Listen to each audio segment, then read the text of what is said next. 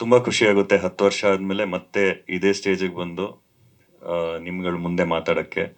ರಂಗಿತರಂಗ ಇವತ್ತಿಷ್ಟು ದೊಡ್ಡದಾಗಿದೆ ಅಂದರೆ ಅದಕ್ಕೆ ಮುಖ್ಯವಾದ ಕಾರಣಕರ್ತರು ಮಾಧ್ಯಮದವರು ಮತ್ತು ಕನ್ನಡ ಸಿನಿಮಾನ ಪ್ರೀತಿಸೋರು. ಬರೀ ಕರ್ನಾಟಕದಲ್ಲ, ಇಡೀ ದೇಶದಲ್ಲಿ ಹಾಗೂ ವಿಶ್ವದಲ್ಲಿ. ಯಾಕಂದರೆ ನಾವು US ಹೋಗಿ ಆ ಪ್ರೀತಿನ ಲೈವ್ ಆಗಿ ನೋಡಿದ್ವಿ. ನಾನು ಒಂದು ಇನ್ಸಿಡೆಂಟ್ ಹೇಳಬೇಕು. ನಮಗೆ ಸಿನಿಮಾ ಹಿಟ್ ಆಗಿದೆ ಅಂತಾನೆ ಗೊತ್ತಾಗಿಲ್ಲ. ಯಾಕಂದ್ರೆ ಪ್ರತಿ ವಾರ ಇವಾಗ ಥಿಯೇಟ್ರಿನ್ ತೆಗಿತಾರೆ ಅಂತ ಆ ಟೆನ್ಷನಲ್ಲೇ ನೆಕ್ಸ್ಟ್ ವೀಕ್ ಆದ್ರೂ ಉಳ್ಕೊಳ್ಳಿ ಶೋ ಅನ್ನೋಷ್ಟೊತ್ತಿಗೆ ಅನೂಪ್ ಏನೋ ಅವರು ಎವ್ರಿ ಡೇ ಕಾಲ್ ಬರ್ತಾ ಇತ್ತು US ಇಂದ, ನಾವು ರಿಲೀಸ್ ಮಾಡ್ತೀವಿ ಅಂತ. ಬಟ್ ಇದೇ ತರ ಬೇಕು ಅಂತ ಪ್ಲಾನ್ ಮಾಡಿ August 16th ರಿಲೀಸ್ ಆಯ್ತು. ಅಜಯ್ ರೆಡ್ಡಿ ಅವ್ರು ಫೋನ್ ಮಾಡ್ಬಿಟ್ಟು ಇಮಿಡಿಯೇಟ್ ಇಬ್ರು ಹೊರಟು ಬನ್ನಿ ಅಂದ್ರು. ನಮಗೆ ವೀಸಾ ಇತ್ತು. ನಾವು ಮೈಸೂರಲ್ಲಿ ಯಾವುದೋ ಶೋ ಥಿಯೇಟರ್ ವಿಸಿಟ್ಗೆ ಹೋಗಿದ್ವಿ. ಟಿಕೆಟ್ ಬುಕ್ ಮಾಡಿದ್ರು, ಬಂದ್ವಿ. ಬ್ಯಾಂಗ್ಳೂರ್ ಮನೆಗೆ ಬಂದ್ವಿ. ಸೂಟ್ ಕೇಸಿಂಗ್ ಓಪನ್ ಮಾಡಿ ಹಂಗೆ ಬಟ್ಟೆ ಹಿಂಗೆ ಹಾಕ್ಬಿಟ್ಟು ಏರ್ಪೋರ್ಟ್ಗೆ ಹೋಗಿದ್ದು ನಾವು. ಡೆಲ್ಲಿಲಿ ನಮಗೆ ಲೇವರ್ ಇತ್ತು. ಅವಾಗ ಫೋನ್ ಮಾಡಿಬಿಟ್ಟು do you guys have any idea ಏನಾಗ್ತಾ ಇದೆ ಇಲ್ಲಿ ಅಂದರು. ಆ್ಯಂಡ್ ಫಸ್ಟ್ ವೀಕೆಂಡ್ US ಅಲ್ಲಿ out of all the films ಇದು ಟಾಪ್ 27 ಅಲ್ಲಿ ಇತ್ತು ಅನ್ಸುತ್ತೆ, ಅಬೋವ್ ಬಜರಂಗಿ ಭಾಯ್ಜಾನ್. ಸೊ ನಾವು ಫಸ್ಟ್ ಡೇ ಸ್ಯಾನ್ ಹೋಸೆಗೆ ಹೋದಾಗ ನನ್ನ ಫ್ರೆಂಡ್ ಅಲ್ಲೇ ಇದ್ದ. ಅವನು ಹೀರೋ ನೀನು ಥಿಯೇಟರ್ ವಿಸಿಟ್ಗೆ ಹಂಗೆಲ್ಲ ನಾರ್ಮಲ್ ಆಗಿ ಹೋಗೋದು ಬೇಡ, ಒಂದು ಮಸ್ಟ್ಯಾಂಗ್ ಕಾರ್ ತರ್ತೀನಿ, ಹಿಂಗ್ ಡೋರ್ ಓಪನ್ ಆಗೋದು.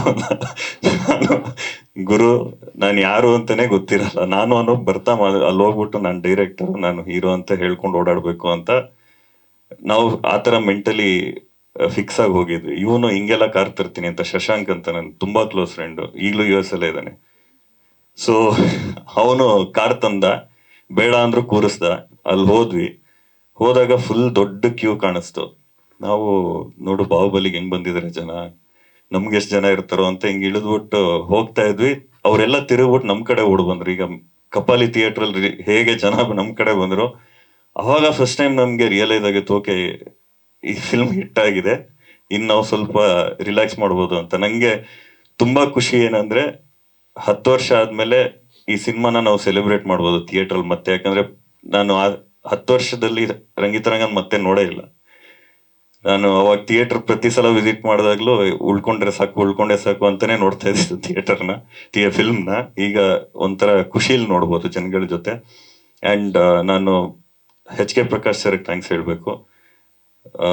ಅವರು ಫಸ್ಟ್ ದಿನ ಶೂಟಿಂಗ್ ಪ್ರೀ ಪ್ರೊಡಕ್ಷನ್ ಇಂದಾನು ಫಸ್ಟ್ ದಿನ ಸಿನಿಮಾ ರಿಲೀಸ್ ಆದಾಗ ಎಲ್ಲ ನೆಗೆಟಿವ್ ಹೇಳಿದಾಗ್ಲೂ ನಗ್ತಾನೆ ಇರ್ತಾ ಇದ್ರು.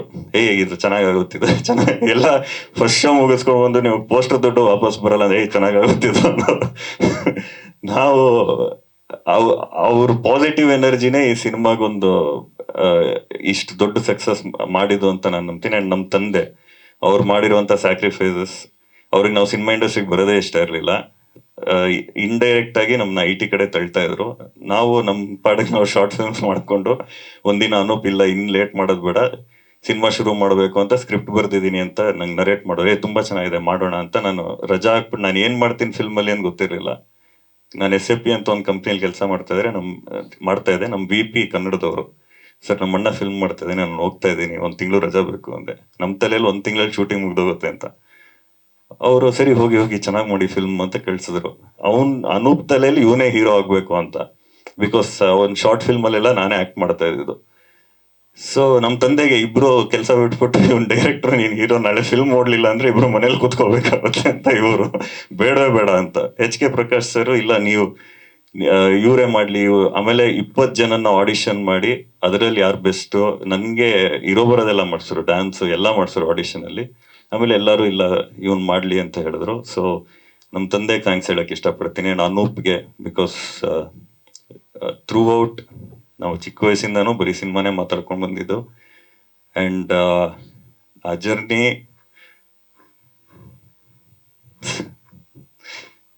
ಎನಿವೇಸ್.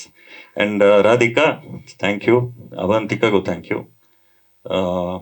ಅಂಡ್ ವಿಲಿಯಂ, ನಮ್ಮ ಸ್ಟಂಟ್ ಕ್ಯಾಮ್ರಾಮನ್, ಅವರು ನೀವು ಫಿಲ್ಮಲ್ಲಿ ಎಷ್ಟೆಲ್ಲ ಚೇಸ್ಗಳು ನೋಡಿದೀರಾ, ಎಲ್ಲ ವಿಲಿಯಮೇ ಮಾಡಿರೋದು, ಅವರೇ ಓಡಿಸಿರೋದು ಕಾರಣ. ಯಾವ ಸ್ಟಂಟ್ ಅವರು ಇರಲಿಲ್ಲ.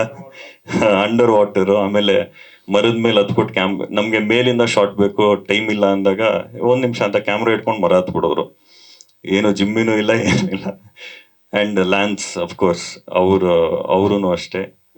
ಅವ್ರಿಗೆ ಫಸ್ಟ್ ಆಫ್ ಆಲ್ ಇಂಡಿಯಾ ಹೊಸದು, ಇಲ್ಲಿನ ಕಲ್ಚರ್ ಹೊಸದು, ಬಟ್ ನಮ್ಗಳ ಜೊತೆ ಅವರು ಬೆರೆತು ನಮ್ಮಲ್ಲಿ ಒಂದಾಗಿ ಇಡೀ ಆಕ್ಚುಲಿ ರಂಗಿತರಂಗ ಇವತ್ತು ರಂಗಿತರಂಗ ಆಗಿದೆ ಅಂದ್ರೆ ನಾವೆಲ್ಲರೂ ಒಂದಾಗಿ ಕೆಲಸ ಮಾಡಿದ್ವಿ. So Aravind sir, thank you. And thank you ಎಲ್ಲರಿಗೂ, ಯಾರೆಲ್ಲ ಇಲ್ಲಿಲ್ಲ, ಎಲ್ಲ actors, technicians. So thank you so much.